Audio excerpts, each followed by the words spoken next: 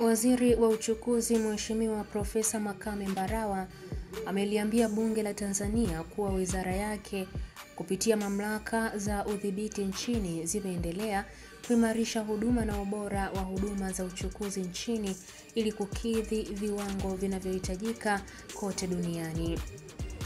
Kauli ya Waziri Mbarawa imetolewa leo Mei 15 wakati akiwasilisha hotuba ya bajeti ya wizara yake kwa mwaka wa fedha 2025-2026 leo bungeni jijini Dodoma, akizitaja mamlaka hizo zenye kusimamia huduma za uchukuzi kuwa ni pamoja na mamlaka ya udhibiti usafiri ardhini LATRA na mamlaka ya usafiri wa anga Tanzania TCA. Profesa Mbarawa amebainisha kuwa LATRA inatekeleza majukumu yake katika kusimamia huduma za usafiri ardhini ikiwa ni usafiri wa reli na barabara, akibainisha kuwa kwa sasa wizara ipo katika hatua za mwisho katika maandalizi ya mpango wa udhibiti wa awali wa usafiri wa waya.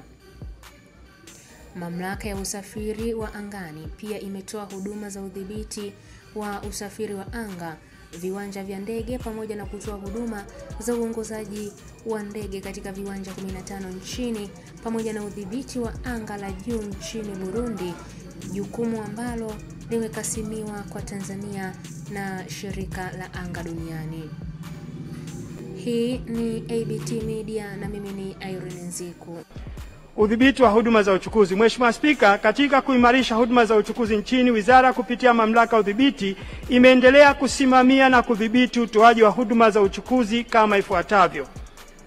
Udhibiti wa usafiri wa ardhini. Mheshimiwa Spika, serikali kupitia mamlaka ya udhibiti usafiri ardhini yani LATRA imeendelea kusimamia na kudhibiti usafiri katika sekta ndogo ya reli, barabara pamoja na kuanza maandalizi ya awali kwa ajili ya udhibiti wa usafiri wa waya. Aidha, LATRA imeendelea na jukumu la kudhibiti madereva na kusajili wahudumu wa vyombo vinavyothibitiwa ili kuboresha usalama na ubora wa huduma katika usafiri ardhini. Maelezo ya kina kuhusu utekelezaji wa majukumu ya LATRA yanapatikana kwenye kitabu changu cha hotuba ya bajeti kuanzia ukurasa wa 10 hadi 16.